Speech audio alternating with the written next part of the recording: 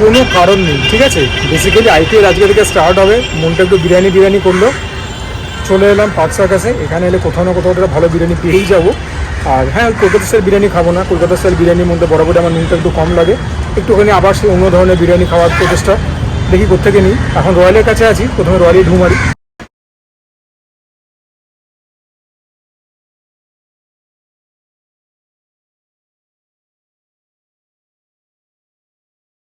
রয়্যালের কি সিম্পলিস্টিক একটা প্যাকেজিং। হুম বাবা, এমনি সেমনি বিরিয়ানি তো নয়, একদম জাফরানি মাটন দম বিরিয়ানি। এটা ডিনারে তোমরা রোজ পাবে, কিন্তু লাঞ্চে শুধু ফ্রাইডে স্যাটারডে সানডে, তাও দুপুর 1টার পরে গেলে পাবে। নার্লি পিস চেয়েছিলাম, পিসটা কি দিয়েছে আমি জানি না, বাট মাংসের পরিমাণ খুব একটা বেশি নয়। দেখতে কিন্তু কলকাতা স্টাইল বিরিয়ানির মতোই। এই আগের উইকে আর্সালানে বিরিয়ানি খেয়েছিলাম সেরকম দেখতে না। রয়্যাল এমনিতে নিজের বিরিয়ানিতে আলু ডিম দেয় না, ওদের ওখান থেকে আলু ডিম আলাদা করে করে কিনতে হয় আর কি, মানে আলাদা করে টাকা দিয়ে কিনতে হয়। But this is so reminiscent of a Kolkata style biryani by the colouration. ওই সাদা চাল আর একটুখানি হলুদ চালের একটা কম্বো। আমি তো এর মধ্যে কোনো আলু পাচ্ছি না, খালি রাইস আর মাটনই রয়েছে। মানে এগুলো তো মানে বলাই বৃথা যে বাসমতি রাইস। দেখি প্রথম বাইটটা নিয়ে, সাদা হলুদ দুটো রাইসেরই একটা মিশ্রণ। দেখো, বিরিয়ানিটা খেয়ে আমি একটা কথা একদম তোমাদেরকে বলতে পারি যে জাফরান বা স্যাফরানের কিন্তু মানে এসেন্স রয়েছে, but it is very subtle, ব্যাকগ্রাউন্ডে রয়েছে। কিন্তু হ্যাঁ, মানে প্রত্যেকটা বাইটে নিজের মানে অস্তিত্ব টের পাওয়া হচ্ছে, সেটা খুব ভালো।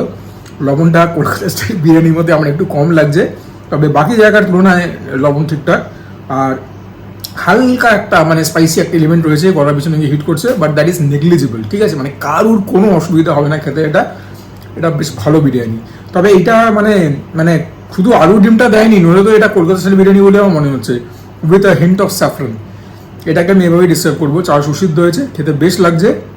আমি রয়্যালের তো এমনি মাটন বিরিয়ানিও খেয়েছি, চিতপুরেও খেয়েছি, এখানেও খেয়েছি, পার্ক সার্কাস যেখানে আজকে গেছিলাম। তো সেটার স্বাদ এখন আমার আর মনে নেই ফর অবভিয়াস রিজনস। তবে মানে এটা খেতে ভালো, রেকমেন্ড করাই যায়। মাটন ফাটন আরও খাই, তারপরে পুরো একটা রেটিং দেবো ওভারঅল। রাইসের কোয়ান্টিটি ভালো দিয়েছে, খিদে মানুষের মানে খুব খিদে পালা একটা মানুষের আর কি মানে এক প্লেটে হয়ে যাবে। আর যদি মানে শুধু এক্সপিরিয়েন্স করতে চাও তাহলে দুজন মিলেও খেতে পারো শেয়ার করে। তখন মাটনের পিস নিয়ে কী করবে তোমরা আমি জানি না, তবে বাকি বিরিয়ানির মতন এই বিরিয়ানিটার মধ্যে অপশনস রয়েছে। যদি তোমরা মানে দুটো মাটনের পিস দিয়ে নাও, এটা তো 420, ওটা বোধহয় 680 না কত পড়বে। 4টে মাটনের পিস দিয়ে নিলে পরে 1350 না 1400 এরকম পড়বে। সুইয়া আমার স্যাফরানের অ্যারোমা বলো, ফ্লেভার বলো পছন্দ, ওই জন্য আমার তো পোয়া বড়।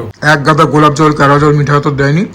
বিরিয়ানিটা কিন্তু খুব লাইট। হ্যাঁ, মানে এরকম টাইপের বিরিয়ানি তো কলকাতাবাসীদের পছন্দ হয়। বিরিয়ানির এসেন্স মূলত থেকেই আসছে আর কি, মশলা থেকেই আসছে। আর এই সমস্ত প্রতিষ্ঠান মাটন খুব ভালো কোয়ালিটি দেয়। একবার রঙটা দেখো। তবে মাটনের পিসটা কিন্তু খুবই ছোট, ঠিক আছে। এনিওয়েজ, মাটন দিয়ে একটা বাইট নিই। আলু তো দেয়নি, না দিয়েছে ডিম। ডিমকে আমি একদমই মিস করি না বিরিয়ানিতে, আলুকেও আমি খুব একটা মিস করি না। আমি জানি যে কলকাতাবাসী হয়ে এই কথাটা বলাটা হয়তো একটা কার্ডিনাল সিন, যা সত্যি সেটাই বলছি। মাংস সুসিদ্ধ হয়েছে, মাংস দিয়ে রাইসটা খেলাম, বেশ লাগলো। বিশেষ কিছু তো বলবার নেই, আর তো কিছু আনিনি, বিরিয়ানি খাবো দেখেই বেরিয়েছিলাম। অথবা লাস্ট একটা বাইট দেখে নাও। মাটনের পিসটা ছোটো দিলেও ভালো দিয়েছে।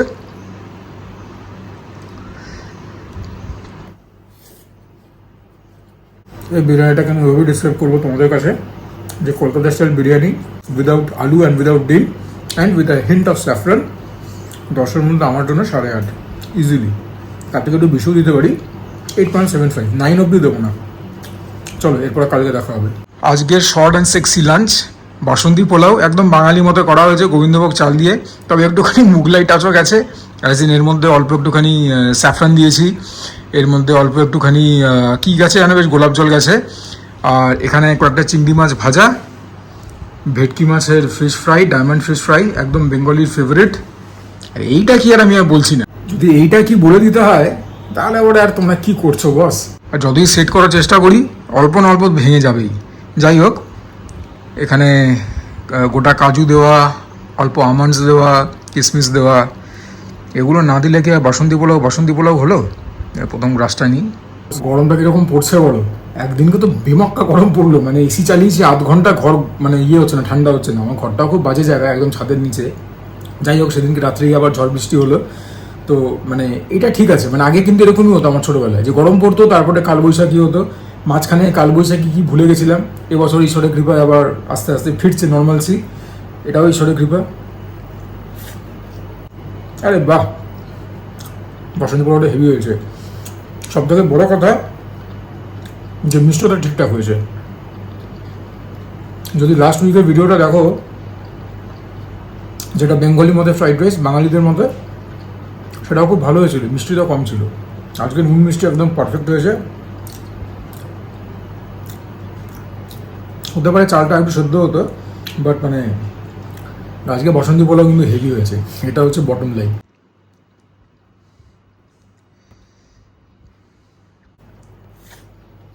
এখন তো আমরা রান্নাবান্না গ্যাসেই করছি, এবং আমাদের এই চত্বরে অন্তত ঠাকুরের কৃপার সাপ্লাই ঠিকঠাক আসে। তোমাদের কি অবস্থা বলো? রেস্টুরেন্টে যেখানে যেখানেই যাচ্ছি তারাও অনেক রকম কী বলবো হ্যান্ডিক্যাপের থ্রু দিয়েই কাজ করছে, চ্যালেঞ্জের সামনেই কাজ করছে। অনেক ছোটোখাটো প্রতিষ্ঠান যারা বুফে অফার করে, তারা বুফেটা আপাতত বন্ধ রেখেছে।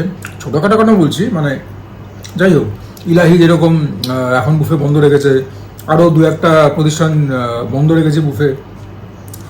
আমি ইনফ্যাক্ট এখন মার্চের শেষ, আমি এখন থেকেই চেষ্টা করি পয়লা বৈশাখের জন্য সিক্স বালিগঞ্জ প্লেসে বুকিংটা নিয়ে রাখার। অন্যবার ওদের 1 মাস আগে থেকে বুকিং শুরু হয়ে যায়, মেনু ফেনু ডিসাইডেড হয়ে যায়। এবছর বলছে স্যার 1 তারিখে পরে ফোন করবে। পুজো ঠেলা। ফিশ ফ্রাইটা তোমাদেরকে একটু দেখাই, এটা সিঙ্গেল কোটিং ফিশ ফ্রাই। আগের বার খেয়েছিলাম ডাবল কোটিং, আমার মনে ধরেনি ভাই, সুতরাং একটুখানি মানে ব্রিটেল হয়েছে, তবে খেতে এটাই বেশি ভালো হয়। দেখি টেস্ট করে। আর বাড়ির তৈরি তো, ভেতরে মাছের কতটা ফিলিং সমস্ত গিয়ে বলে দিতে হবে।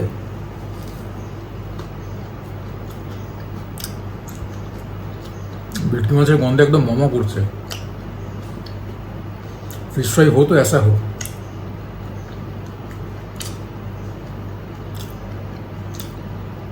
এটা মনে হয় মিস্টার বচ্চনের কোনো সিনেমার ডায়লগ ছিল, যে মুছে হো তো নথুলাল জেসে হো বরনা না হো, অনেকটা ওরকম ব্যাপার। One second, very blessed, very fortunate যে ঠাকুর এত ভালো খাবার খেতে দিচ্ছেন যখন আমাদের পৃথিবীর মধ্যে এত যুদ্ধ চলছে। আর যেসব দেশে যুদ্ধ চলছে তাদের অবস্থা করে ভাবো। আমেরিকা তখন থেকে বড় বড় ডায়লগ মারছে, ভুগছে হচ্ছে ইরান, ভুগছে হচ্ছে ইসরায়েল। তাও আমি পলিটিক্যাল কমেন্টস আজকাল করি না, হ্যাঁ, কিন্তু একদম করা বন্ধও করবো না। মি বিং মি, এই যে হরমুজ স্ট্রেট দিয়ে আমাদের জাহাজ মানে যেতে আসতে পারবে, ওখান থেকে ক্রুড অয়েল আমরা নিতে পারবো, এনার্জি রিসোর্সেস নিতে পারবো, এটা কিন্তু আমি মনে করি ভারত সরকারের একটা ডিপ্লোম্যাটিক উইন।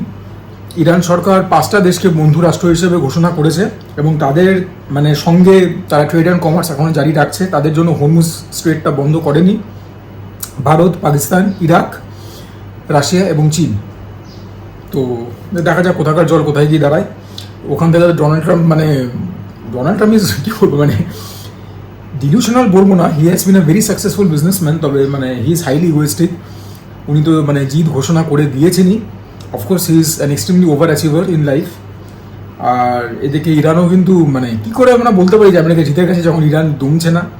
মানে এই হচ্ছে আর কি, মানে কী বলবো, মানে একটা দেশের নিজের প্রতি অহংবোধ, হ্যাঁ, যে যতই বড় রাষ্ট্র হোক মাথা নোয়াবো না। ঠিক আছে, তবে মানে এটা অনেক নিরপরাধ লোক মারা যাচ্ছে, সৈন্যরা মারা যাচ্ছে, আমাদের দেশের নাই বা হোক। হ্যাঁ, যখন শুনি বাচ্চারা মারা যাচ্ছে, আমার বিশেষ করে মনটা একটুখানি কী বলবো মুচড়ে মুচড়ে ওঠে। এই যে যারা ওয়ার্ল্ড লিডার আছে তাদের ভগবান সুবুদ্ধির দিক সুমতি হোক, যুদ্ধটা থামুক, ডিপ্লোমেসি থ্রু দিয়ে যতটা হওয়ার হোক। আবার আমি তো অনেক নিউজ চ্যানেলের বাইটসগুলো দেখি ইউটিউবে, অনেক আমাদের মানে কী বলবো রিটায়ার্ড আর্মির লোকেরা আছে, বা এভিয়েশনের লোকেরা আছে, বা নেভির লোকেরা আছে, যারা বলছে যে ভারত আর চায়নার যুদ্ধটা ওনাকে একদম অবশ্যম্ভাবী, এবং যত তাড়াতাড়ি হয়ে যায় তত তাড়াতাড়ি নাকি ভারতের জন্য মঙ্গল, মানে ভারতের প্রসপারিটির জন্য। বুঝতে পারছো, আমাদের দেশে যদি এখন ভারত চীনের একটা যুদ্ধ হয়, যেখানে কিনা চীন আমাদের থেকে শক্তিশালী দেশ, কী হবে? আর এগুলো প্লিজ কমেন্টে লিখো না হ্যাঁ, যে আমাদের দেশের থেকে শক্তিশালী কেউ নেই, হ্যান ত্যান, আপনি কেন নিজের দেশকে ডিস করছেন। নিজের দেশকে ডিস করার ব্যাপার না। আমাদের দেশের ইকোনমি আর চায়নার ইকোনমি দেখো, চায়না হচ্ছে দ্য গ্লোবাল ম্যানুফ্যাকচারিং হাব, ঠিক আছে? তো ওদের কাছে আমাদের শক্তি অনেকখানি কম, এটা মেনে নিতে হবে। ইনফ্যাক্ট কয়েকদিন আগে ডক্টর এস জয়শঙ্কর কোথাও গিয়ে বলেও ছিলেন একটা রিপোর্টের উত্তরে যে আপনি কি চান যে একটা বহুগুণ শক্তিশালী দেশ চায়নার মধ্যে তাদের সঙ্গে যুদ্ধ নিয়ে নেবো আমরা, হেড অন যাকে বলে। এমনিতে তো কোল্ড ওয়ার চলেই। যাই হোক, এখন খাওয়া দাওয়াটা আবার ফিরে আসি। এটা কিন্তু এক কথায় একদম মানে অ্যামেজিং হয়েছে। এরপরে তো একটুখানি কেচাপ আর কাসুন্দি দিয়ে খাবো। তবে টেস্ট যা হয়েছে না, একদম নুন ফুন টু দ্য পয়েন্ট, কিছু বলবার জায়গা নেই। চিংড়ি মাছ ভাজাটাও খাই। ও একদম ডিপ ফ্রাই করা, ঠিক মুচমুচে না, তবে ভেরি মানে কি বলবো, খুব মশলাদার।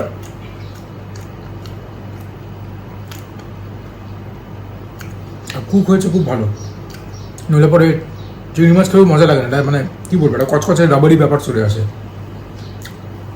মাংসটা খাবো। যদি একটা চামচ পেতাম খুব ভালো হতো, একটা চামচ নিয়ে আসি। চামচ দিয়ে ঝোলটা নেব হচ্ছে ইয়েতে, পোলাওয়ের মধ্যে। এটা কিন্তু কষা নয়, এটা ঝোলও নয়, এটা তেল ঝোল গোছের একটা প্রিপারেশন। একটা পিস মাটন নিয়ে নিই টুক করে, একদম রেয়াজি খাসি, পেছনে রানের টুকরো যেরকম আমি বরাবর কিনি।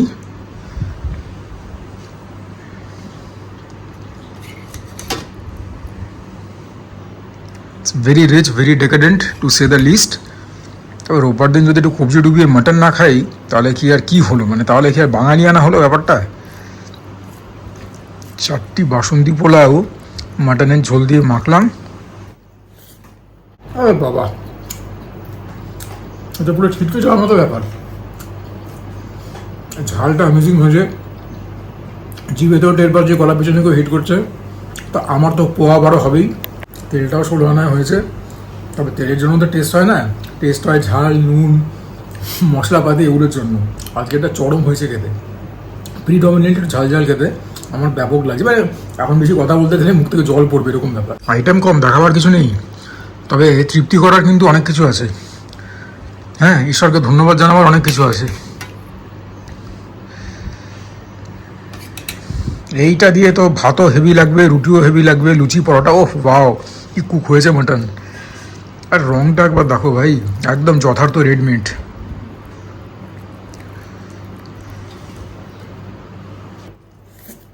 এই ভিডিওটার সঙ্গে তোমরা যে বিরিয়ানি খাওয়াটা দেখছো, ওটা গতকাল আমি শ্যুট করেছিলাম। আমি বলেছিলাম বিরিয়ানিটাকে রেটিং দেবো 8.75। তারপর থেকে thought a lot about it. আমি এখন বলছি বিরিয়ানিটাকে রেটিং দেবো আমি 7.5 থেকে 8। দ্য রিজন বিং, যতক্ষণ তুমি মাটন দিয়ে বিরিয়ানিটা খাবে ততক্ষণই টেস্ট, মানে খুব ভালো টেস্ট। যদি শুধু বিরিয়ানির রাইসটা খেতে যাও মাটনটা ছাড়া, even then it's good, it's a very light subtle biryani, কিন্তু 8.75 পাওয়ার যোগ্য না। তাহলে আমি ওই 7.5 থেকে 8ই দেবো। প্লাস মাটনের পিসটা ছোটো দিয়েছিল, ওর জন্য নাম্বার কাটলাম। But coming back to today, এই এক্সপিরিয়েন্স কোনো রয়্যাল আর্সেনাল ছুতে পারবে না। মাটনটা যা হয়েছে, আবারও বলছি, ওহ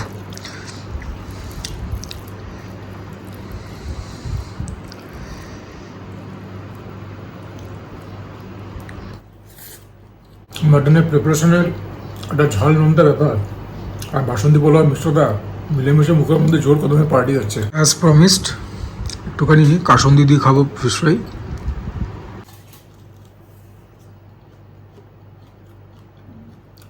ফ্লেভারটাতে অল্প হলেও এলিভেট হলোই। তবে আমার বেটার লাগে কেচাপ দিয়ে খেতে।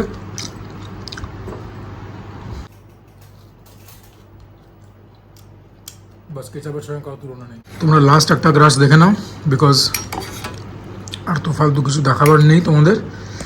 আশা করি আইপিএলটা এনজয় করছো। সন্ধ্যেবেলার চিন্তা দূর হয়ে গেল, যে সন্ধ্যেবেলার টাইম কী করে কাটবে।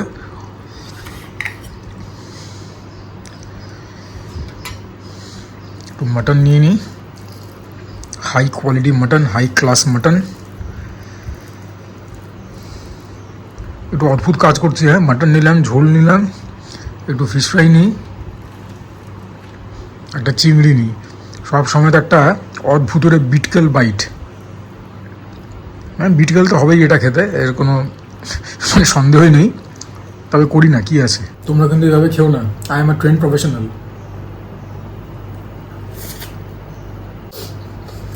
এটা কীরকম লাগছে আর জানতে হবে না। আশা করি তোমাদের ভিডিওটা ভালো লাগলো। যদি ভালো লাগে প্লিজ লাইক করবে ভিডিওটাকে, চ্যানেলটাকে সাবস্ক্রাইব করবে, কমেন্ট করবে, share my content with your friends and family. এইভাবেই আমার পাশে থাকবে। And for now this is Mishuja signing off. তোমরা সবাই ভালো দেখো, সুস্থ দেখো, জমিয়ে খাওয়া দাওয়া করো, তার সঙ্গে ওয়ার্কআউটটাও করতে হবে, নিলে এত খাবার হজম হবে না। এবং সুজা ক্রনিকলস ফ্রেগনেন্সেস, জানি ওই চ্যানেলটার মধ্যে রেগুলার কন্টেন্ট দিই না, তবে দুটো চ্যানেলই পাশে দেবো।